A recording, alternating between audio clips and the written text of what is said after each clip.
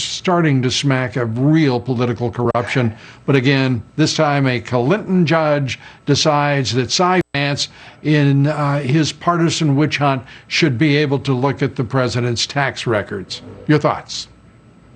You know, there is a principle in tax law that I seem to remember from law school and from having practiced some tax law. There's supposed to be finality with your taxes. In other words, if I filed taxes 8, 10, 12 years ago, there should be a statute of limitations, right?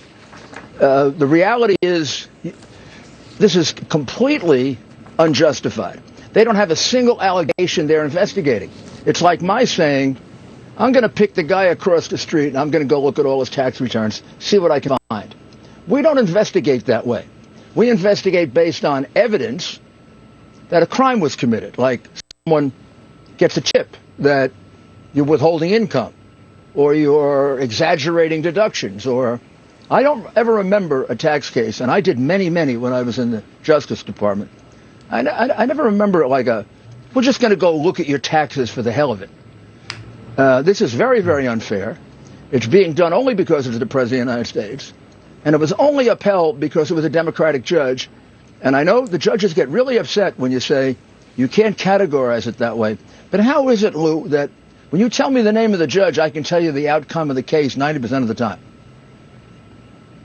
Yeah, it's really become that, hasn't it? The left-wing judges it's terrible. Are wreaking havoc. I want to turn to Obamagate and listening to the man who it's his intelligence agencies that created the origins of Obamagate. There's no question about that. It is a matter of fact. President Obama standing before the Democratic National Convention talking about he fears for democracy when he becomes the first president whose intelligence agencies were spying on a presidential candidate with the explicit purpose of blocking his election, and then once elected, continuing to spy to block his agenda and to overthrow his presidency. Doesn't it occur to you, Lou, one of the reasons they went after him so much, kept thinking they could find something, is because they did that, and they just assumed that he would? They assumed that he was as crooked as Obama from Chicago? What Obama did with the Justice Department, with these investigations, and I have no doubt that he at least knew enough about it so that he is morally complicit, is one of the most outrageous things a president's ever done. And it seemed to me he got a little smaller, too. Did you notice that his shoulders were narrower? Maybe the impact of all this is getting to him. You know, some guys, the nose gets bigger. Others, the shoulders get a little smaller when they are as corrupt as these people are. He and Biden ran the most corrupt administration in history. And before we're finished, I think we'll be able to prove it. Well, I hope so.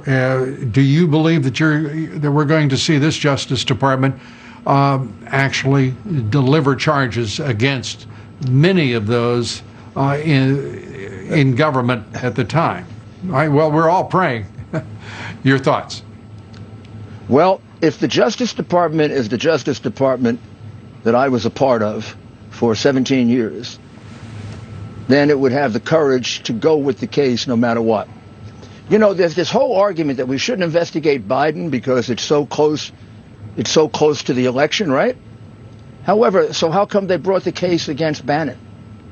Why didn't the Southern District wait until after the election is over? The rules only work one way here. I mean, the reality is that Biden should have been investigated a year ago. Good.